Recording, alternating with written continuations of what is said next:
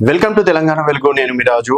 ఈరోజు ఒక చేదు వార్త అనే చెప్పుకోవచ్చు. ఎందుకంటే తెలంగాణ కోసం అహర్నిశలు పోరాడి అలాగే తెలంగాణ వచ్చేదాకా పెళ్లి చేసుకోనని శపథం చేసి తెలంగాణ వచ్చినాకనే పెళ్లి చేసుకున్నటువంటి ఒక గొప్ప ఉద్యమకారుడు పెద్ది సుదర్శన్ రెడ్డి గారు ఈరోజు మన మధ్య లేరనే బాధ చాలా వరకు ఉమ్మడి వరంగల్ జిల్లా కావచ్చు, ఉద్యమకారులకు కావచ్చు, అలాగే పెద్ది సుదర్శన్ రెడ్డి గారితో కలిసి పనిచేసినటువంటి వారికి కావచ్చు, ఇది ఒక విషాద వార్త అని చెప్పేసి కూడా చెప్పుకోవచ్చు. అసలు పెద్ది సుదర్శన్ రెడ్డి గారి జీవిత చరిత్ర ఒకసారి చూసుకుందాం.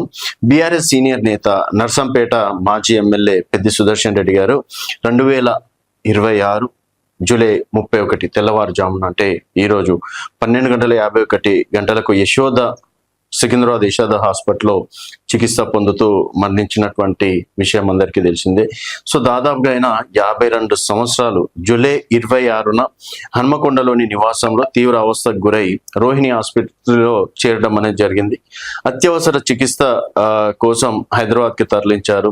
పల్మనరీ ఎంబోలిజం, ఊపిరితిత్తులో రక్తం కట్టడం కారణంగా గుండె ఆగిపోయి దాదాపు 45 నిమిషాల సిపిఆర్ తర్వాత కోలుకున్నప్పటికీ నాడి వ్యవస్థ స్పందన లేకపోవడంతో పరిస్థితి విషమైంది. 6 రోజుల పాటు యశోద హాస్పిటల్ వైద్యులు ఆయన ప్రాణాలు నిలబెట్టేందుకు చేసిన ప్రయత్నాలు సఫలం కాలేదు.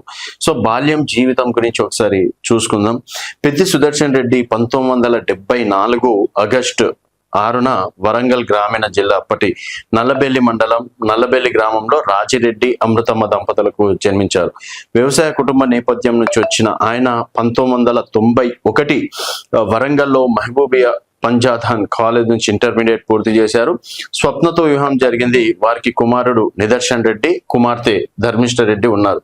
రాజకీయ ప్రస్థానం ఎక్కడి నుంచి మొదలైంది అనేది ఒకసారి చూసుకున్నట్టయితే, యూత్ కాంగ్రెస్ ద్వారా రాజకీయాల్లోకి అడుగుపెట్టిన సుదర్శన్ రెడ్డి 2001లో పార్టీ ఆవిర్భావ సమయంలో తెలంగాణ రాష్ట్ర సమితిలో చేరారు. నల్లబెల్లి మండలం నుంచి జెడ్పీటీసీగా గెలిచి జిల్లా పరిషత్ ఫ్లోర్ లీడర్ గా పనిచేశారు. వరంగల్ ఉమ్మడి జిల్లా పార్టీ అధ్యక్షుడిగా, రాష్ట్ర పోలిట్ బ్యూరో సభ్యుడిగా సేవలు అందించారు. తెలంగాణ ఉద్యమంలో కీలక పాత్ర పోషించి వరంగల్ జిల్లా కేంద్రంగా జరిగిన సభలు, మహాగర్జనలో చురుగ్గా పాల్గొన్నారు. కేసీఆర్ కుటుంబానికి అత్యంత సన్నిహితుడిగా ఉన్నారు. పార్టీ ఏ బాధ్యతలు అప్పచెప్పినా అకుంఠిత దీక్షతో విజయవంతంగా పూర్తి చేశారు. 2014 అసెంబ్లీ ఎన్నికల్లో మొదటిసారి నర్సంపేట నుంచి టీఆర్ఎస్ అభ్యర్థిగా పోటీ చేసిన విజయం సాధించలేకపోయారు. 2018 రెండో ప్రయత్నంలో ఘన విజయం సాధించి నర్సంపేట ఎమ్మెల్యేగా ఎన్నికయ్యారు. 2018 నుంచి 23 కాలంలో తెలంగాణ పౌర సరఫరా శాఖ చైర్మన్ గా, శాసనసభ పబ్లిక్ అకౌంట్స్ కమిటీ సభ్యుడిగా బాధ్యతలు నిర్వహించారు.